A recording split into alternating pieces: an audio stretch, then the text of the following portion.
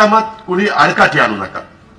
तुम्ही जिल्ह्यामध्ये मला कुणी भेटा, जिल्ह्यातल्या 13 तालुक्यातलं, किंवा अजित पवार इथं अन्याय होतो राव, तुमची सत्ता आहे आणि तुमची लोक इथं आता अधिकारी पण डुडी म्हणून कलेक्टर आणले, फार चांगला कलेक्टर आहे, त्यांना सांगितलेलं आहे माझ्या जिल्ह्यातले प्राथमिक आरोग्य केंद्र नंबर 1 चे झाले पाहिजे।